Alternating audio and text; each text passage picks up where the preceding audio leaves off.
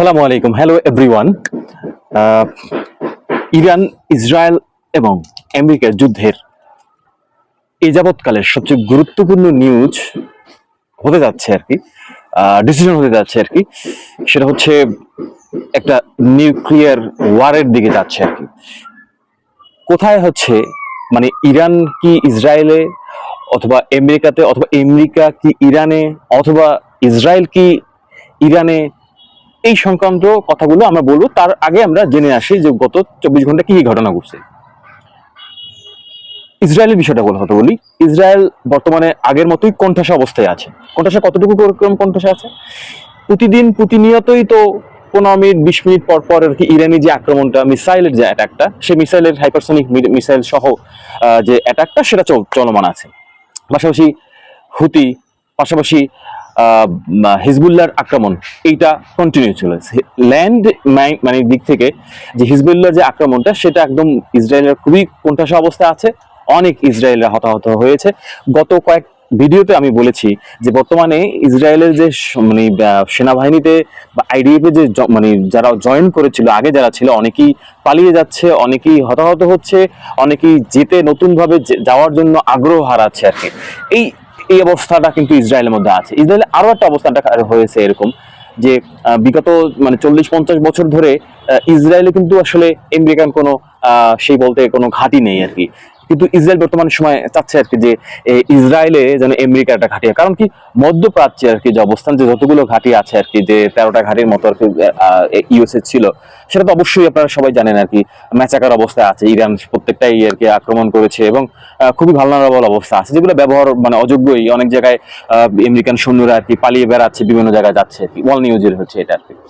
ইরানের অভ্যন্তরীণ বিষয়টা কি? ইরানের অভ্যন্তরীণ বিষয়টা হচ্ছে এরকম যে স্বাভাবিকভাবে যে ইউএসএ এবং ইসরায়েলের যে আক্রমণ, সেটা তো কন্টিনিউ আছে এবং বিভিন্ন শহরে আর কি ইরান ভালোভাবেই আক্রান্ত হচ্ছে আর কি। এর সাথে সাথে কিন্তু একটা গুরুত্বপূর্ণ নিউজ আছে আর কি, যেটা হচ্ছে ইরানের কিন্তু মানে অনেক জায়গায় দেখা গেছে যে মানে ল্যান্ড মাইন আর কি, সেটা হচ্ছে আকাশ থেকে বিভিন্ন ভাবে দেওয়া হচ্ছে। এবং ল্যান্ডমাইন গুলো এত ছোট ছোট, যেটা হচ্ছে মানে মানে আকাশ থেকে যখন মানে মানে বিমান থেকে ফালানো হয়, খুব দ্রুত সময় মাটির মধ্যে পুঁতে যায় আর কি, এবং যেটা খুবই একটা বেশি দৃশ্যমান হয় না আর কি। তখন যখনই যায় এবং এতটা শক্তিশালী যে মানে চোখে এটা ওরকম ভাবে আটকায় না, কিন্তু ইরানিরা মারা যাচ্ছে আর কি, ব্লাস্ট হচ্ছে আর কি যখনই পা দিচ্ছে এরকম।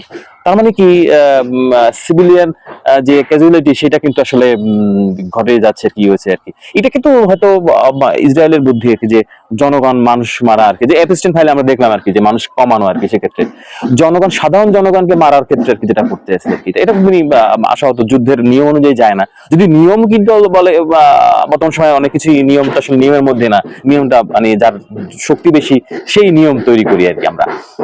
তো এইটা আর ইরানিরা কিন্তু তার সম্ভাব্য যে আক্রমণ, সেটা আক্রমণের জন্য কিন্তু তারা প্রস্তুতি নিচ্ছে হচ্ছে এরকম যে তারা একটা প্রজেক্ট হাতে নিয়েছে, যে দেশের জন্য জীবন উৎসর্গ করার ক্ষেত্রে। এর আগেও পারস্যরা বা বিভিন্ন ইরানি যে যুদ্ধগুলো করেছে নাকি, সেক্ষেত্রে কিন্তু এই কাজগুলো করেছে। দেশের জন্য তারা জীবন দেওয়ার জন্য প্রস্তুত হচ্ছে, বিশেষ করে ইয়াং জেনারেশনদের মধ্যে সেই ভাইব্রেন্টটা দেওয়ার চেষ্টা করছে আর কি। এই ধরনের একটা প্রোগ্রাম তারা হাতে নিয়েছে আর কি, কারণ জানি সম্ভাব্য একটা মানে আক্রমণ মানে হচ্ছে আর কি ল্যান্ডের আর কি। এর সাথে সাথে আরো আমি মিডল ইস্টের যে অন্যান্য যেগুলো আছে সেগুলো তো আছেই আছে। আর একটা গুরুত্বপূর্ণ নিউজ হচ্ছে, যেটা হচ্ছে এরদোগান, তুরস্কের টার্কির যে প্রেসিডেন্টের কথা বলা হয়, মুসলিম দেশগুলোর মধ্যে তার কাছে কিন্তু তার জন্য সবাই কিন্তু মনে করেন একজন সম্রাট হিসেবে চিন্তা করা হয়। যদিও তুরস্কের আসলে পারমাণবিক শক্তি নেই, কিন্তু অন্যান্য ফোর্সের দিক থেকে তুরস্ক অনবদ্য। তুরস্ক কিন্তু এরদোগান কিন্তু বিভিন্ন সময় আমরা দেখছি থ্রেড দিত আর কি, যে আমরা মুসলিমদের পক্ষে আছি, অমুক করছি তমুক করছি। শেষ পর্যন্ত কিন্তু বাকওয়াস। আপনারা জানেন আর কি, তার কথা বা তার চিন্তা চেতনা মুসলিম উম্মার জন্য আসলে কোনো কিছুই না আর কি, ঠিক আছে। কারণ হচ্ছে সে তো বলা যায় ডুয়ালিজম আর কি। কারণ যেখানে সমস্ত মধ্যপ্রাচ্যের যে রাডার সিস্টেম গুলো ধ্বংস হয়ে গেছে, সেক্ষেত্রে কিন্তু আমেরিকা কিন্তু এখনো কিন্তু সেই তুরস্কের বা ইসরায়েল কিন্তু সেই তুরস্কের আর কি রাডার সিস্টেম ব্যবহার করছে, অথবা জায়নিজদেরকে বিভিন্ন ভাবে হেল্প করছে আর কি, তাদের সম্পদ ক্ষেত্রে আর কি। সেক্ষেত্রে তুরস্কের কথাটা আসলে মানানসই। কিন্তু তুরস্কের প্রেসিডেন্ট কেন এই কথাটা বলছে, কেন কথাটা বলতে পারে, এটা হচ্ছে কুর্দিদের নিয়ে। কারণ গত 40-50 বছর ধরে কিন্তু ইসরায়েল এবং মানে আমেরিকা কুর্দিদেরকে বিভিন্ন ভাবে ব্যবহার করেছে। কুর্দিদের আসলে নিজস্ব কোনো আলাদা যে রাষ্ট্র, সেই রাষ্ট্র কাঠামো কিন্তু তাদেরকে নেই। তারা ইরাকে আছে, তারা কিছু অংশ ইরানে আছে, কিছু অংশ আপনার তুরস্কের সাথে আছে, আজারবাইজানের আছে আর কি। এই সামগ্রিকভাবে তারা চাচ্ছে আর কি কুর্দিরা আগে থেকেই, যে তাদেরকে হোপ দেওয়া হচ্ছে যে আলাদা একটা রাষ্ট্র, আলাদা রাষ্ট্র তৈরি করার জন্য। সেক্ষেত্রে এই পক্ষ তখন আর কি আমেরিকার পক্ষ এবং ইসরায়েলের পক্ষ নিয়ে তারা বিভিন্ন সময় যুদ্ধ করেছে। তো এখন দেখলাম যে ইরাকের কুর্দিরা, একটা আগে ভিডিওতে বলেছিলাম আর কি, যে ইরাকের যে কুর্দিরা তারা কিন্তু অনেকটাই ইরানের সাপোর্ট করেছে, এরকম একটা অবস্থান তৈরি হয়েছে তাদের মধ্যে। কারণ হচ্ছে তারা আসলে বারবার ঠকতে চাচ্ছে না, আমেরিকার কথা বিশ্বাস করতে চাচ্ছে না। বাট অন্যান্য মানে তুরস্কের কুর্দিরা আছে, ইরানের কুর্দিরা আছে, ইরানে যদি ক্ষুদ্র আর কি, অন্য সব কুর্দিরা কিন্তু তাদেরকে টার্গেট করছে এরকম, যে তাদেরকে আরো টার্গেট করে আর কি তাদেরকে উদ্বুদ্ধ করছে যুদ্ধ যাওয়ার জন্য আর কি।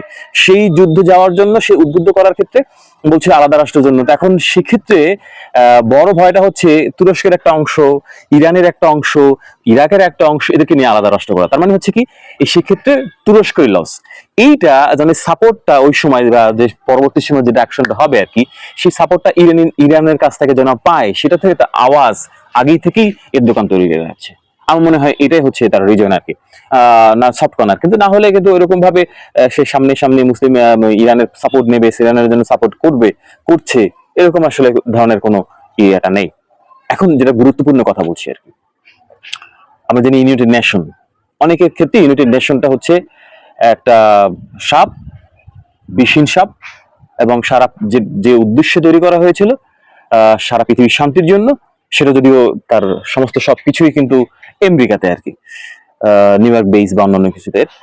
কিন্তু সেখান থেকে একজন অফিসিয়াল আর কি, ডিপ্লোমেট আর কি, নাম প্রকাশ করলাম না, তিনি তার টুইটে এবং ইরানের ছবি দিয়ে বলছিল আর কি, যে হচ্ছে এরকম যে 10 লক্ষ লোকের যে যে ব্লাস্ট হবে আর কি, 10 লক্ষ লোকের যে ক্যাপাবিলিটি বা ইউএন এর যে পিস কিপিং যে বিষয়গুলো, অর্থাৎ বলছি আমরা যে পারমাণবিক আক্রমণ আর কি, সেক্ষেত্রে তার প্রস্তুতি কিন্তু ইউনাইটেড নেশন নিয়েছে।